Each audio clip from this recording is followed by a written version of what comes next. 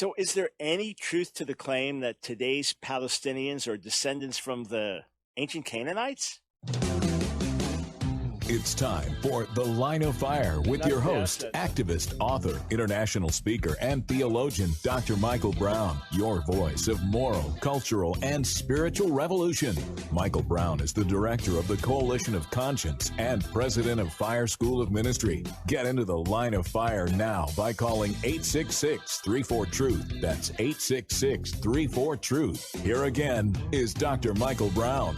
You know, there is some very fascinating history to the life of Prime Minister Netanyahu, to scandals associated with him in the past, his marriages, and how there's somewhat of a parallel with him and Donald Trump.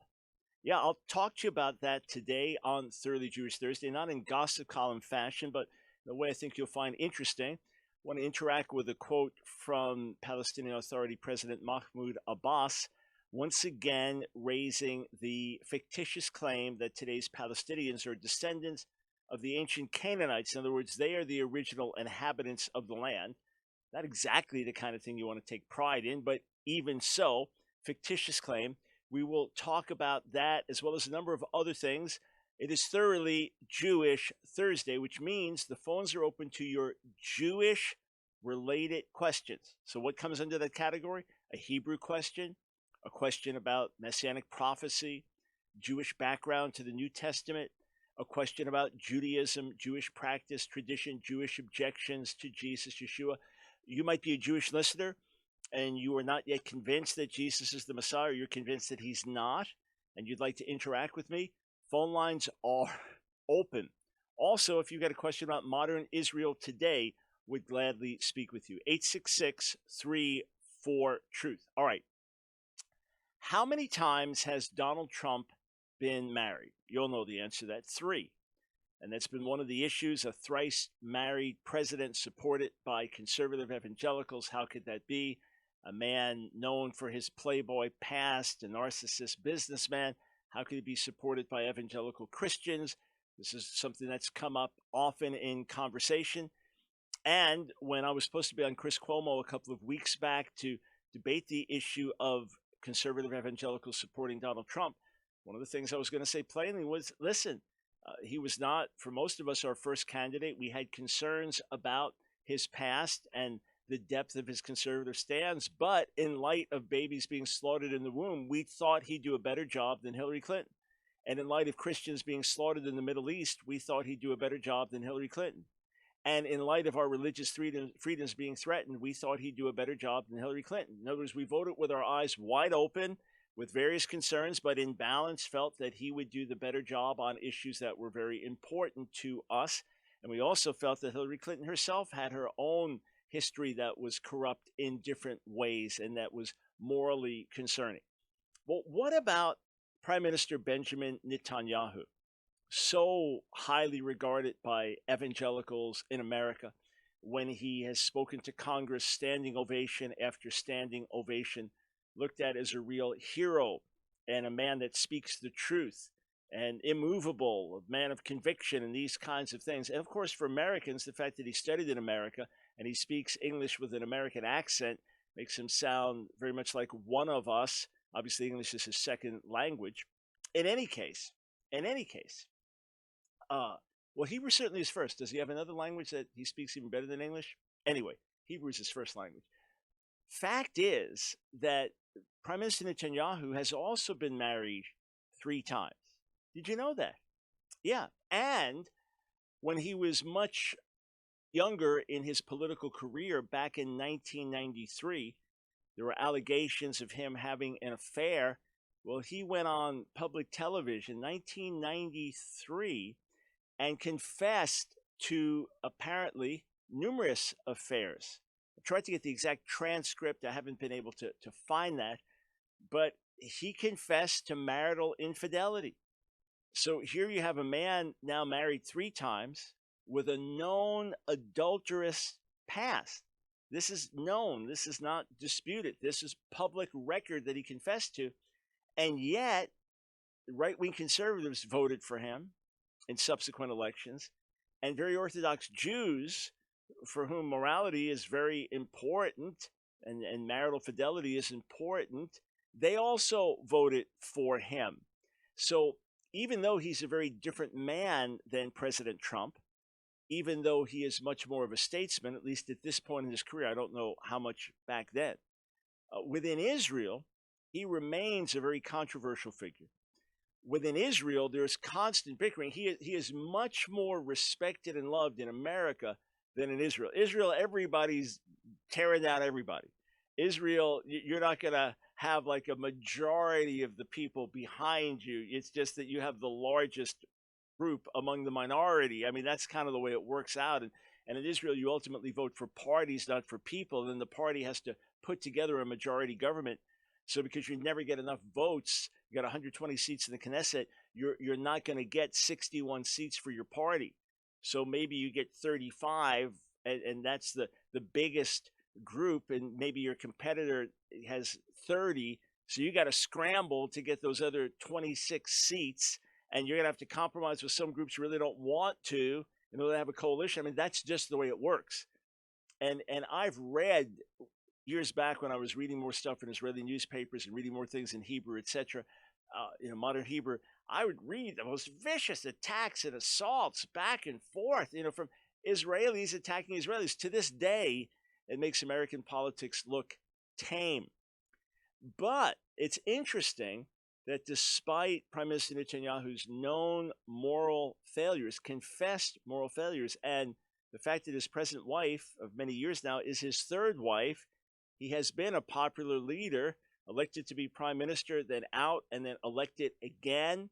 So, in his current tenure going on. So he remains prominent. And check this out. I've also read that many Israelis look at adulterous affairs differently, that the country being more liberal, generally speaking, of the very religious, and then the rest of the country being more liberal, that many of them look at things the way Europe looks at Bill Clinton. Like, what's the big deal? He had affairs. Everybody has affairs. All leaders have affairs. I mean, that's how a lot of Europeans look at it. Like, what are you Americans? You're so puritanical. And I've even read that in the Israeli army, of course, it's mandatory service, unless you're an ultra-Orthodox Jew studying in yeshiva, 3 years for men out of high school, 2 years for women out of high school. So you're going to have a lot of immorality right there. That's understood. But then men up until, 50, have to serve 1 month in the reserves. So they're away from family 1 month each year. They can be away from family. And some of them, that's when they do what they want to do. In other words, in that way, it could be a more permissive society than America, as liberal and immoral as we can be. There's still that conservative pushback. All that to say is just, it's interesting that people have ultimately said, look, we believe he's the best man for our security. Look, we believe he's the best man in fighting against terror, and therefore we're going to vote for him. And he's got some questionable past with marriage and infidelity and things like that. But when it comes to security, we think he's a good guy. Look, I was just reading about Moshe Dayan, the legendary general, famous in Israel. You've all seen him with the eye patch. And he was famously promiscuous, from all accounts, from his daughter talking about it quite freely. And the wife just put up with it. Yet he's a hero in Israel, and some say that was part of the heroism too. He was a womanizer. Seriously? Yeah, well, you're not talking about believers looking at it, or religious Jews. You're talking about the secular population looking at someone. One other thing, though. Right now, there are scandals and charges. I talked about it briefly last week. Bribery, corruption charges that have come against the prime minister. And some have compared it to the Robert Mueller investigation, that it's just an attempt to take somebody down. And just as Democrats and leftists and some Republicans want to take President Trump down, this is just an inside job to try to take Prime Minister Netanyahu down, and it's going to come to nothing. Recently, someone within Netanyahu's own circle seems to have turned on him. Where this is going to go, I don't know. But I bring up the past to say he has survived charges, moral charges in the past, infidelity then, now bribery, corruption. with his own family, with his wife, with his kids? How far does it go? Is there truth to it? Or will the Israelis say, we don't care, he's the best leader we have to protect our safety? We shall see. 866-34-TRUTH. I just pray for God's best for Prime Minister Netanyahu and for the nation. You say, I don't know how to pray. Well, pray that God, your very best plan for Prime Minister Netanyahu and for the nation. All right, speaking of Israel, don't forget, February 1st through 10th, 2019. This will only be the third Israel tour that we've done. I've been to Israel to minister many times. This will only be the third tour that we've done. So not only will you have a first-class tour guide, February 1st through 10th, just go to our website, AskDrBrown.org, and click there right on the homepage for more information. But we're calling it Holy Fire in the Holy Land. Not only will you have an awesome tour guide that we use every time, one that's used by top leaders when they go over there, and famous American media people use her when they go over there. Not only will you have her, you'll have Scott Volk, my dear friend and colleague that leads Tours to Israel constantly. He'll be there with you all the time. During the day, there'll be select sites where I'll be there and do some special teaching, because I'm not a tour guide. We've got a first-class tour guide. But then at night, we're going to have special meetings with me.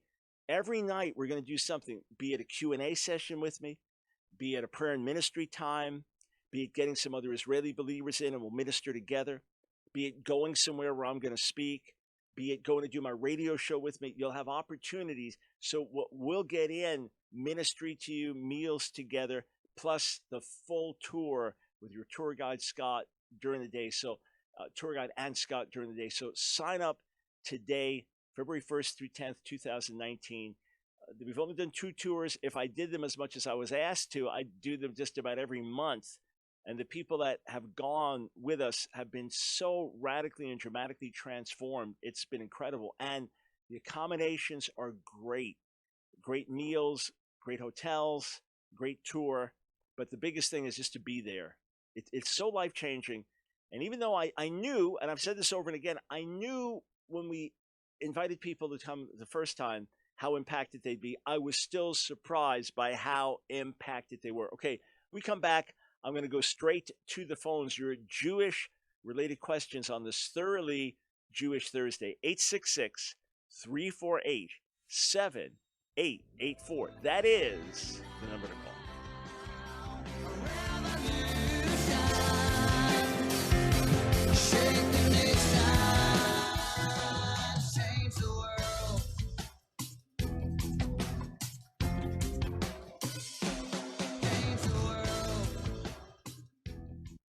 You don't need a PhD to know that our world is in serious trouble. All it takes is one glance at your social media feed to see that we're at a critical time, not just in our nation's history, but in world history. And this generation of believers is facing an unprecedented barrage of attacks against the truth of the gospel. And they're coming from 1,000 different directions. If ever there was a time for the body to speak out, to raise a righteous standard, and to be a beacon of hope in the midst of a sea of despair, now is that time. Through preaching and teaching and radio and writing and social media, God's given us a voice. I mean, by His grace, many, many lives have been impacted for the gospel around the world. So it's for that reason I want to take you behind the scenes here at Ask Dr. Brown, let you know about some of the exciting projects we're involved in, and share with you how you can help us fulfill this great mandate from the Lord in this battle for the hearts and minds of a whole generation. Over the last several months, our studio has undergone a massive overhaul.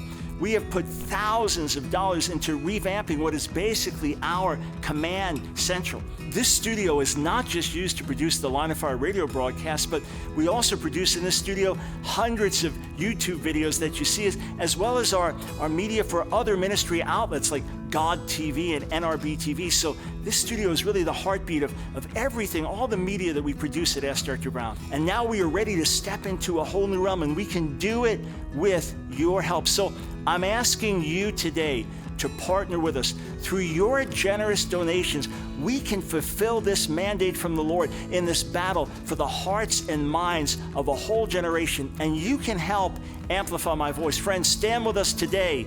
Together, we're making a difference.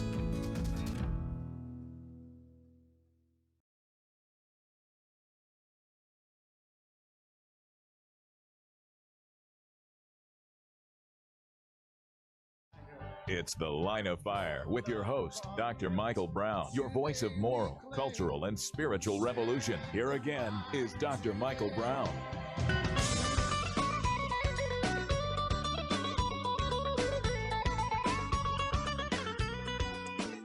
Welcome to The Line of Fire. 866-34-TRUTH is the number to call if you've got a Jewish-related question. 866-34-TRUTH, the number to call. Let's go straight to the phones. And continuing to talk about Prime Minister Netanyahu, let's go to Lisa in Des Moines, Iowa. Welcome to The Line of Fire. Hi, thanks for taking my call. I enjoy your show. Thank you. I think the reason why more conservatives are more forgiving of Prime Minister Netanyahu is because he confessed. And once you confess, that is saying that you know that what you did was wrong. Mm-hmm. And Trump doesn't seem interested in or repentant about much of anything. And I think that's where the difference lies. Yeah, it's definitely, listen, we understand there's going to be a lot of swiping left, right, both sides going after each other. And that's just going to, we're going to be partisan. There's no question about that. But I agree with you 100% that if President Trump forthrightly said, yes, this happened. Now, look, there's certain things he's denying, right? But let's just say that he said, yes, I did that. I'm guilty of it. I'm ashamed of it. I confessed it to my wife years ago.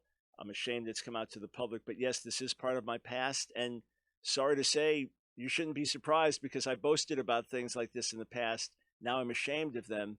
And as a nation, I appreciate your forgiveness and mercy. That goes a long way. Americans are a forgiving people. And even when you have some athlete that's really blown it, does something really ugly, when they're contrite about it, when they ask for forgiveness, they get a tremendous amount of support.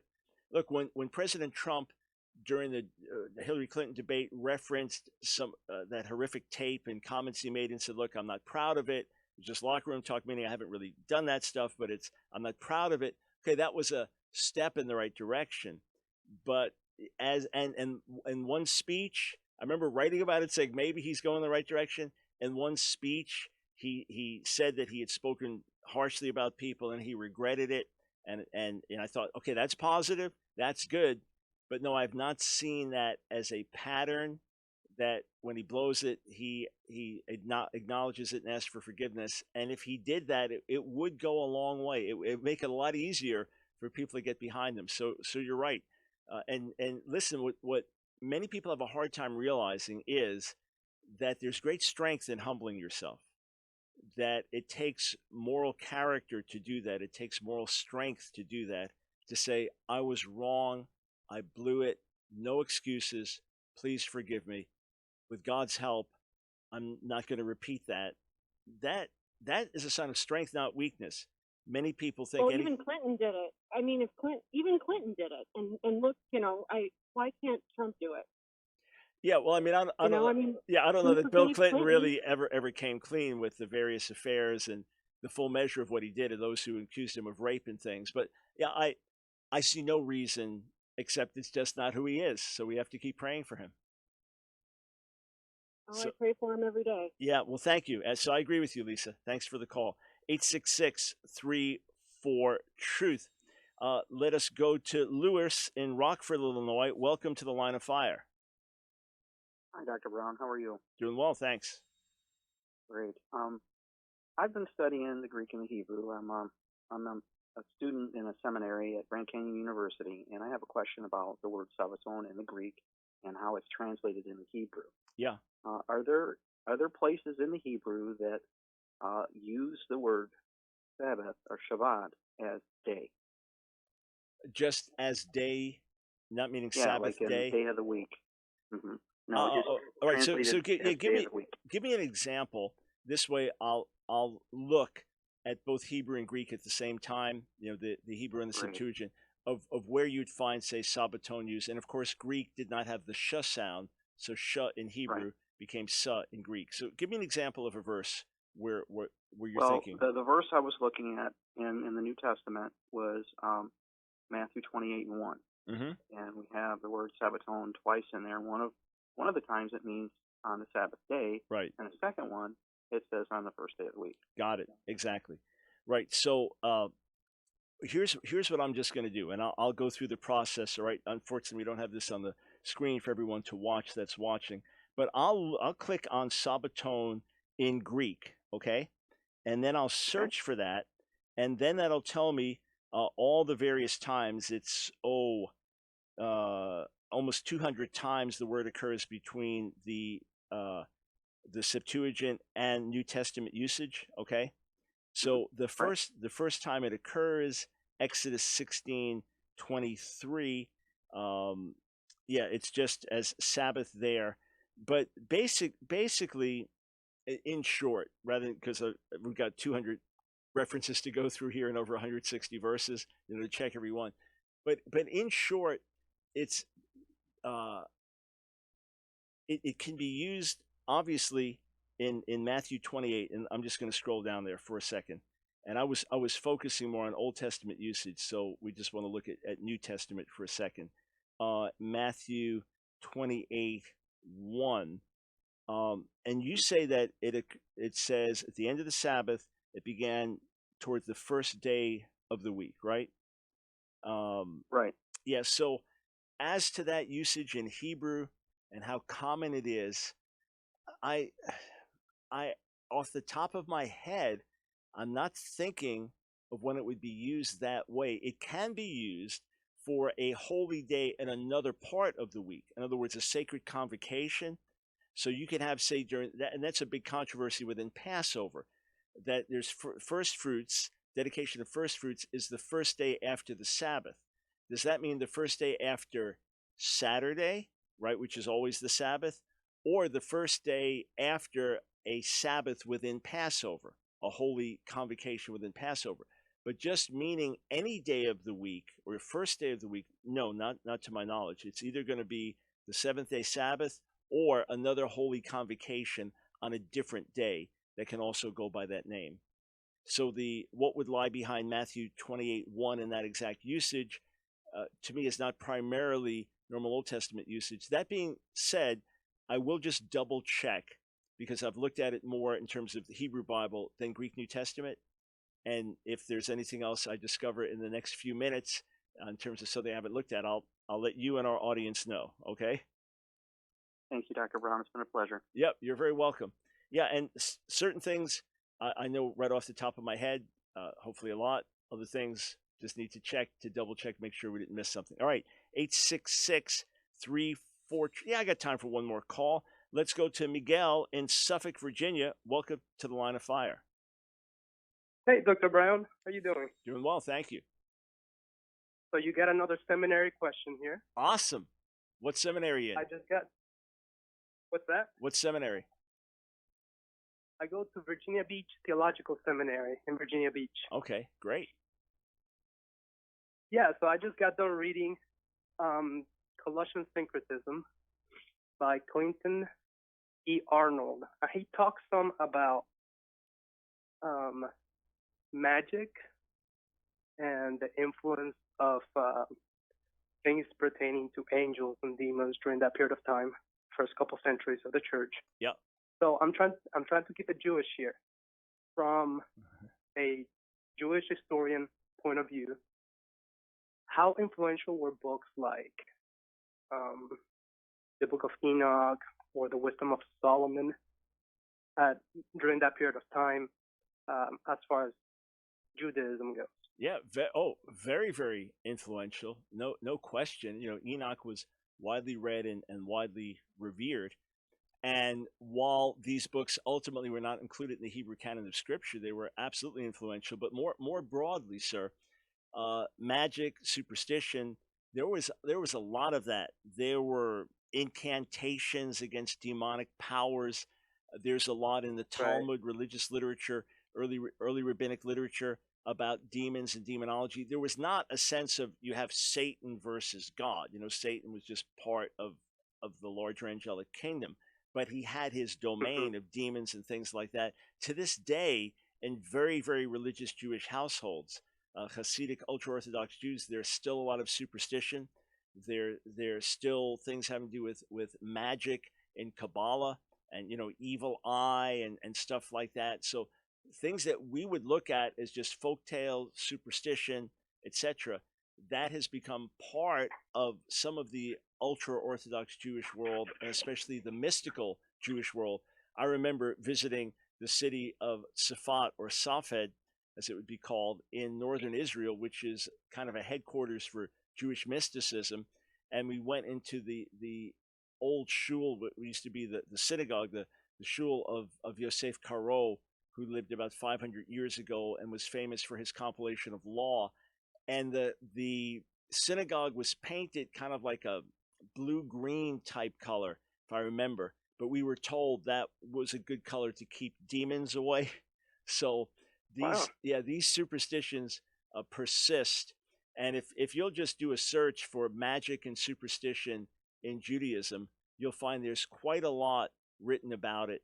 And even though nothing touched monotheism, in other words, there's one God, period, the creator, but the reality of the spiritual realm, in some mystical circles, the use of the sacred name, those kinds of things, those definitely made their way into Judaism. I studied it extra some decades ago when I was looking at areas having to do with healing and then having to do with spiritual realm, and then that got me into other things about science and superstition. So yeah, definitely played a role. And then the whole theology of Enoch and the Watchers and all that, that's another area. All right, back to you momentarily.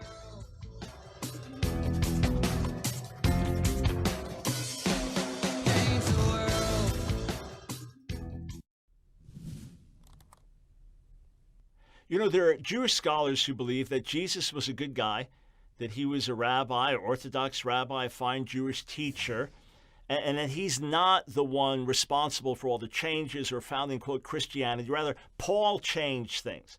You'll often hear that. There are liberal Christian scholars who believe the same thing, that Paul changed things, that he changed the gospel. Rabbi Shmuley, in his book, Kosher Jesus, that I answered and rebutted in my book, The Real Kosher Jesus, he holds to this view as well, that Paul started this whole thing, that Paul's the one who taught about vicarious suffering and Jesus dying as a substitute for our sins, and that Paul taught the deity of Jesus and introduced these new concepts. And some even look at verses, say like Romans chapter 2, verse 16, Romans 2:16, where Paul speaks of that day, on that day when, speaking of a final day of judgment, according to my gospel, God judges the secrets of man by Messiah Jesus. So, in other words, they're saying that Paul's saying God will judge man by my gospel. And that's because he preached this new message. Well, first, that's not how I read what he's saying. Rather, I understand what he's saying is, just as I teach in my gospel, God's going to judge everyone at the end. He's not saying God's going to judge everyone based on my specific gospel message, but rather as I preach, when I preach the gospel, my gospel message that I preach, I tell you that God's going to bring judgment. But here's what we know. And I've laid this out in volume 4 of my series, Answering Jewish Objections to Jesus. And David Wenham has a couple of great books on it. All of the major themes of the gospel that Jesus taught, Paul taught. And Jesus said in Mark 10 that he would be a ransom for our souls, and that the new covenant was made in his body and blood, which was broken for us and shed for us, and that he himself clearly identified as deity in a number of different passages in the Gospels, and that he appeared to Saul of Tarsus as the risen Lord, that Saul refers to him as Lord and bows down before him. So there is nothing new that Paul is introducing. Rather, Paul had the revelation that one day Gentile and Jew would be one in the Messiah, and that time had already come. That's what he understood, and that Gentiles did not need to become Jews in order to be saved. But all the fundamentals, I've laid it out, others have laid it out, all the fundamentals of the gospel, read in 1 Corinthians 15 where he lays them out. Those are the fundamentals taught by all the other apostles. Those are the fundamentals that we find in the Gospels. And by the way, Paul couldn't just change everything without changing all of the early church, which was obviously not what happened. Rather, he was an esteemed fellow worker in the Lord.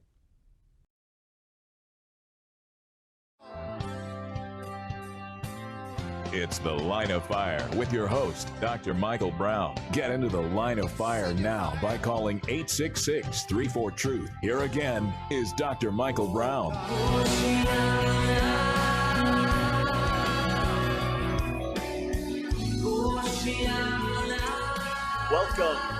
Welcome to Thoroughly Jewish Thursday. Michael Brown here, delighted to be with you. If you have a Jewish-related question for me, so related to Hebrew, related to Jewish background to the New Testament, Messianic prophecy, Jewish objections to Jesus, Yeshua, modern Israel, conflict with Islam, give me a call, 866-348-7884.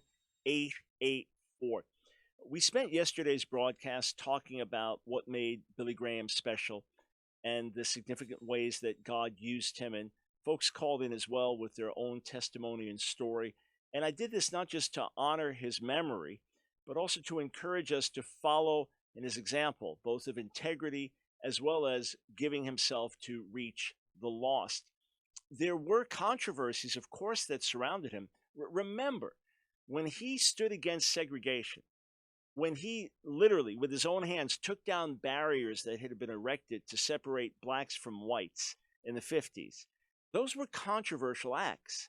It was not just he got up and said everyone needs to believe in Jesus. He took action against what he believed was ugly social injustice. And of course, it was ugly social injustice and completely unacceptable among those that claim to be Christians.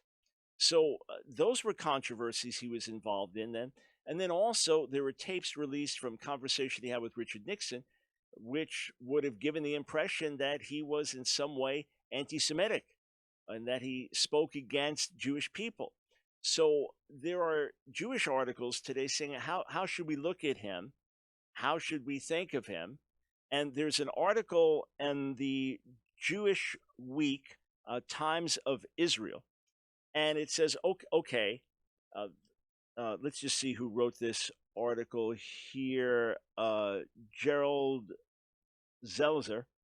He says, look, I would have wished for less vitriolic words from Reverend Graham in his private conversations, but that should not blind us Jews to his constructive words, which benefited all religions, including my own.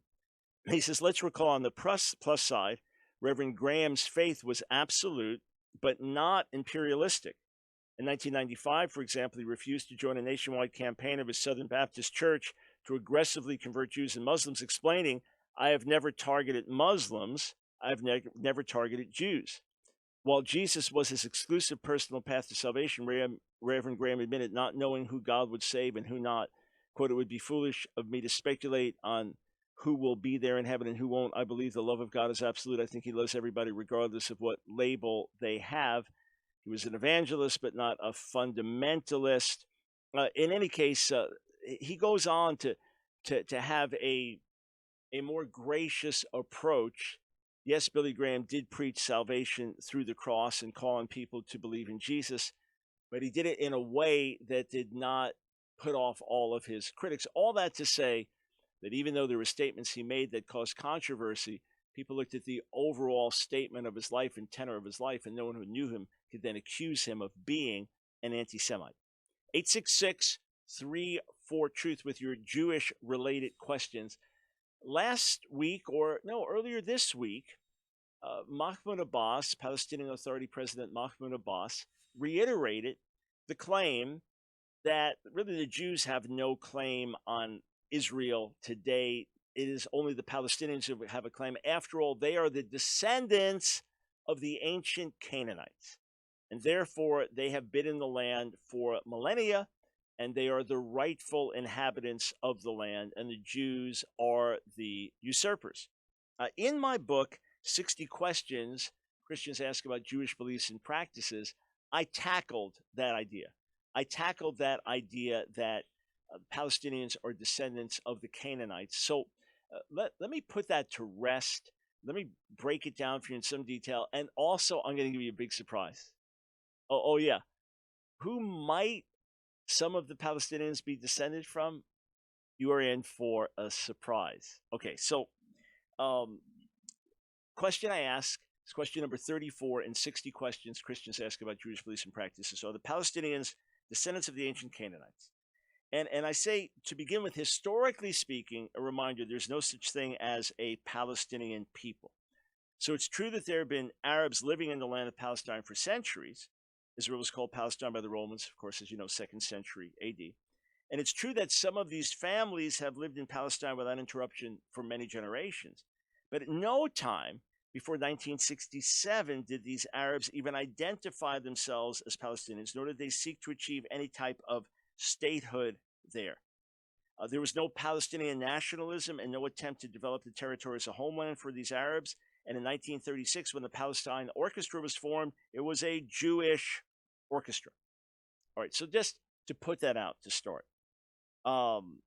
So where did the concept of a Palestinian people come from? And they can, quote, trace their lineage all the way back to the Canaanites.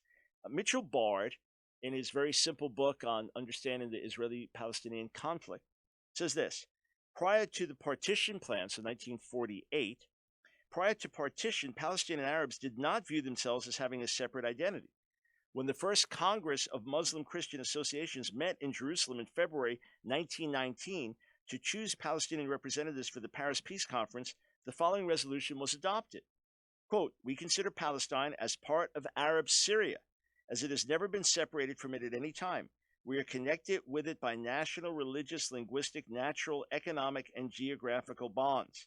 In 1937, a local Arab leader, Auni Bey Abdul Hadi, told the Peel Commission, which ultimately suggested the partition of Palestine, quote, "There is no such country as Palestine. Palestine is a term that the Zionists invented. There is no Palestine in the Bible. Our country was for centuries part of Syria." So Aram in the Bible, Damascus, Syria, Aram. This, Damascus being the capital of Aram/Syria. This has ancient history. This goes all the way back. And the Arabs living in Palestine consider themselves to be part of larger Syria. All right. Arya El Avneri pointed out that the estimated population of Muslims, Christians, and Jews in Palestine grew from 205,000 in 1554 to just 275,000 in the year 1800. There are Christians living there, Arabs living there, Jews living there. Where was the cry of Palestine as our homeland among the worldwide Arab population? It didn't exist. At what point in time did the Arab population begin to rise dramatically? It was when Jews began to return to the land in larger numbers, especially after 1880, at which time the bulk of the more than 400,000 Arabs living in Palestine were themselves relatively recent immigrants. In other words, the great bulk of those who identify as Palestinians today are more recent inhabitants of the land. Even if some of them have been there for 100+ years, that is not 3,000 years, that is not 4,000 years, that is not 2,000 years, that is not 1,000 years. The vast majority came in later as Jews began to develop the land. More Arabs then began to come in. Moving ahead to the mid-20th century, Michael Comey points out that in 1948, just before the British withdrawal from Palestine began, 9% of the land was owned by Jews, 3% by Arab citizens living in the land, 17% was abandoned Arab land, and the remaining 71% was crown or state land vested in the mandatory British government and subsequently in the state of Israel. So even though you had more Arabs living there, you didn't have the land largely owned by Arabs at that time. All right, so the population of Judea Samaria, called the West Bank, and Gaza was only 450,000 in 1967. Today it's what? Over 3.5 million? So for people to say, "Oh, we go all the way back," no, most of this is much more recent. The great rapid growth is much more recent. So the question then comes down to, what about the Canaanites? Can at least some, maybe a remnant, trace their ancestry back to the Canaanites? Well, the fact is there's no national or ethnic group that can trace itself back to the ancient Canaanites, since these nations were either wiped out or became totally assimilated into the surrounding nations millennia ago, or they became part of the people of Israel. They were either subjugated and became part of the people of Israel like the Gibeonites, or they were wiped out, or they fled to foreign lands. They were pushed out to foreign lands and assimilated into all those populations. So there's no such thing as the ancient Canaanites continuing in a distinct way through the centuries. They're gone. Again, they either assimilated into the people of Israel, or they assimilated into the surrounding nations, or they were wiped out. There is no Canaanite identity to go back to. The same can be said about ancient Philistines, who inhabited 5 cities and what would now be Gaza Strip, that they were either completely wiped out as a people a couple thousand years ago, or they assimilated among others. Either they were exterminated or they assimilated among others, but they have no ongoing history. There is no ongoing Philistine history or Canaanite history. It comes to an end many hundreds, even thousands of years ago. So the other thing that's worth pointing out is this. And here's the big surprise. Then I'll go to the phones, 866-3-4-TRUTH. Here's the big surprise. It is possible that some Palestinians today actually go back to being ancient Jews, ancient Israelites. Say, what? Yeah, there is some DNA evidence pointing in that direction, along with certain customs and practices. Now, look, I've only studied this a little. I've studied it with some solid authors or journalists or reports. In other words, it's not National Enquirer tabloid kind of stuff, but I've only studied it a little. But this is the theory, that there were Jews that remained in the land of what became Palestine after the destruction of the Second Temple, even after Jews were banished from Jerusalem in the 2nd century. They still remained in the land. After several more centuries, there was the Muslim conquest. So now you're talking the 7th century of this era. And during the Muslim conquest, a number of these Jews converted to Islam and continued living in the land, but still preserved some of their Jewish identity. This is the theory. And there's the argument that some Palestinians, or maybe a good percentage of them, are actually ancient Jews who converted to Islam, and they were the very small remnant that stayed in the land, but some of them continued to secretly practice certain Jewish customs, and those customs are still practiced today in certain Palestinian circles. That is the theory, and that is the alleged evidence. Back with your calls on Thoroughly Jewish Thursday.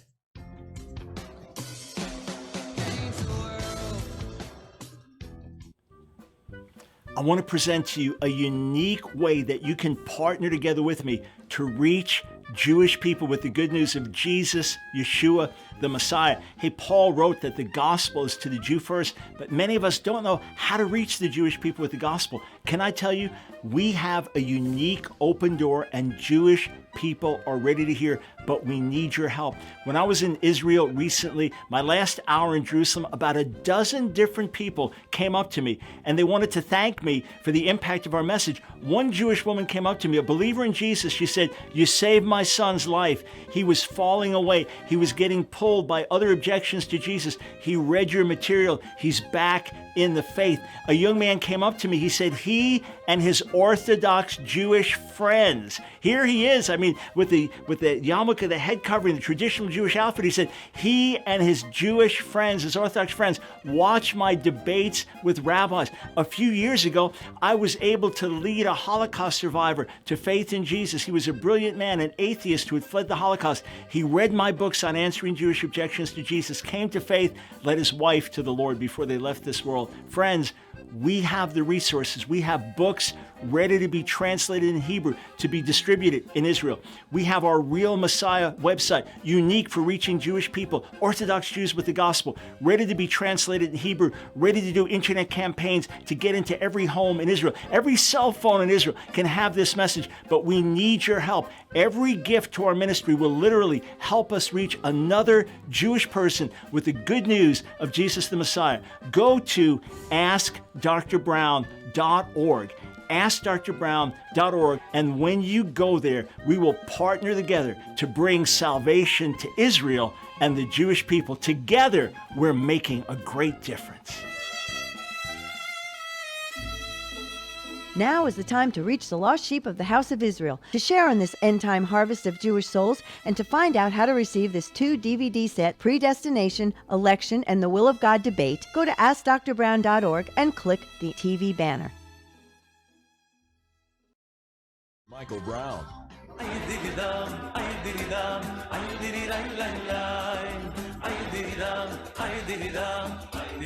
Thanks for joining us on Thoroughly Jewish Thursday. All right, I got a call in the first half hour of the broadcast, so those that just joined me at the bottom of the hour missed it, asking about the use of Sabbaton, which is the equivalent, the Greek equivalent of Hebrew Shabbaton, and how it's used in the New Testament, that sometimes it means Sabbath, sometimes it means first day of the week, and that is it ever used like that in the Hebrew Bible? Can it just mean day? When I was looking at the Matthew 28:1, just trying to glance down, and then I started looking at other verses. Once I looked again, so Lewis, to answer your question, it never just means day. In the New Testament, it can mean week. So Shabbat can mean the Sabbath, or it can mean, or Shabbaton in Greek. So Sabbaton can mean the Sabbath itself, or it could refer to a week. That's again the 7 part of it. So the 7th day, or a period of 7 days. So it's the first day of the week. Sabbaton there would be week, not day. In Hebrew, however, Shabbaton would just be referring to the Sabbath celebration, a holy Sabbath, set apart as Sabbath, and that could be for Shabbat as well, that it could be a special consecrated time called a holy day of rest. That would be a Shabbat, a Sabbath, or, as it's used most of the time, the 7th-day Sabbath. That part we had said accurately, but I didn't respond to the question about can it be day in the New Testament. As I understand it, it's week, not day on some occasions. All right. And for those who say, what in the world are you talking about? Well, Lewis got it, and it was his question. All right, to the phones. We go to Thomasville, North Carolina. Welcome to the Line of Fire. Thank you, Dr. Brown. Quick question for you. Preaching Sunday on the law in the New Testament, and Jesus says, I came to fulfill the law, not to abolish it. So we look at the law now through this threefold division: the moral, the ceremonial, and the civil. Mm-hmm. Would an Old Testament Jew have looked at the law in that same threefold division, or is that something we just see looking back after the cross? Yes, it's a convenient way of looking at it, and it has a lot of truth to it. But no, an Old Testament Jew would not have perceived it as rigidly, and a traditional Jew to this day, even though they can see those distinctions, they would not perceive it like that. To them, Torah is much more holistic. Now, notice first in Matthew 5:17 that Jesus says, I didn't come to abolish the law or the prophets. And then he goes on talking about the law after that. So he's there talking about the Hebrew scriptures as a whole, that he didn't come to abolish but to fulfill. They point towards him. But Christians subsequently looking at the law and say, okay, you have the moral law, so don't commit adultery. You have the ceremonial law, like blood sacrifices, and then you have the civic law in terms of conduct. Build a parapet on your roof of your house because roofs are flat, so someone doesn't fall off. That's just basic things. Or go to the judges when you have disputes about these various things. And it's useful to break things down into categories, because we could say, as far as fulfilling the Torah, that all of the moral laws Jesus takes to a deeper level, to a higher standard. Right. Then we could also say, as far as the ceremonial laws, he brings them to fulfillment by dying on the cross and becoming our great high priest and forgiving our sins through his blood and purifying us. And then we could say the civic laws, we get wisdom from as to how they apply, but they were especially given to Israel as a theocracy. So that's a good way that we can break it down by way of explanation. But if you were, say, just reading through Leviticus 19 and Leviticus 20, you'll find that they can go back and forth. You can have a moral law, and then you can have Sabbath, and then you can have something else that seems ceremonial or civic. And then, in other words, it's all intertwined, and it was looked at in a much more holistic way. And that's why I think we need to, when we break it down in a way that is then holistic. This is how he fulfills it. In other words, have the different strands and show how he brings them to their fullest and highest meaning. For example, the calendar, that's another part, right? So the biblical calendar, The spring feast he fulfilled with his death and resurrection and giving of the Spirit. The fall feast he'll fulfill with his return. So those remain to be fulfilled. That's part of what Yeshua said in Matthew 5, that until heaven and earth pass away, not even the smallest letter will pass away until everything's fulfilled. So there are two untils there, right? There's until everything is fulfilled and until heaven and earth pass away. Some has been fulfilled already and some remains to be fulfilled. Would it be correct to say that the civil and the ceremonial are derived from the moral, or is that not accurate? No, you could make the argument that everything is derived from the moral. There are Jewish traditions that say all 613 commandments are contained within the 10 commandments and can be derived from them. So you could present it in terms of the inner core, right? You know, certainly living a moral life was more important to God than bringing a blood sacrifice. But because we don't live perfectly moral lives, and because of guilt and substitution and atonement, this was part of what was required. So, you know, you might do it in terms of circles. You know, here's the innermost circle, here's the next circle coming out of that, and here's the next circle coming out of that. Anything that helps people realize it's one law that God gave and it has different layers and applications to it. And to the extent that you can get insight without forcing it as to how everything flows out of the moral law. Sure, look, Paul reduces everything to the love commandment and says that if we love one another, we won't commit adultery, we won't murder. So he's saying all the moral laws will be fulfilled if you follow that. And then traditional Judaism has a discussion. It's a fascinating discussion as to there are 613 commandments, but then this one reduced it to this amount, this one reduced it to this, and Micah reduced it to 3, and Micah 6:8, you know, to do justly and walk humbly before God, and to love mercy, right? That he reduces it to 3. What does God require of you? And then it says Habakkuk reduced to 1. The just will live by faith. This is in Talmud, in rabbinic literature. So, you know, these are all questions that I think you can have a lively discussion with and open up in a way without, again, you never want to force something. You want to ride it as long as it can be ridden in that respect. But sure, you could make that argument. I'm not saying I've ever tried to, but I am saying there are Jewish traditions that say all the 613 commandments are derived from the 10. So see what you can do. Okay, I appreciate your insight today. Thank you. You bet. Sure thing. All right. I'm out of time for calls. Let me say a couple things. All right. Shall I start a fresh new controversy? Yes, I will. We are often told by those who say that all of the Torah commandments are binding on believers today, that we're under the Sinai covenant as much as we're able to keep it because Jesus didn't abolish, he fulfilled, and we're to follow his example, etc. And they will say, look, Jesus says, if you love me, keep my commandments. And many would say, no, that just means the commandments that I teach, what I say. So the word commandments, entele in Greek, mitzvah in Hebrew, is used in different ways in the New Testament. If you read in Matthew, Mark, and Luke, it's primarily used in terms of the 10 commandments, the commandments that God gave, Mount Sinai. It's primarily used. You know the commandments, right? The rich young ruler, you know the commandments. In John's gospel, the word entele, commandments there, just look up every one, is used in terms of the teaching of Jesus himself, Yeshua's own commandments. In other words, if you're reading in a red letter Bible, the red letter commandments. And that's how I believe 1 John uses it and Revelation uses it as well. Those who keep the commandments of God, speaking of the commandments that Jesus himself gave. But study in John. Look in John and see if you can follow my point. Just look up every time commandment occurs there, or command, and see if you will understand my vantage point there. And I start with the text. I do my best to be inductive. So I start reading it. I look at verse after verse after verse, also using a concordance, just look at verse after verse after verse, and then say, okay, what is the data saying? And do my best to be inductive as I study. No one is going to be perfect. We all have certain presuppositions, but we constantly pray, God, open my eyes, show me where I'm missing something, show me where I am wrong, and keep studying Scripture to grow and learn. All right. Friends, have you pre-ordered Playing with Holy Fire yet?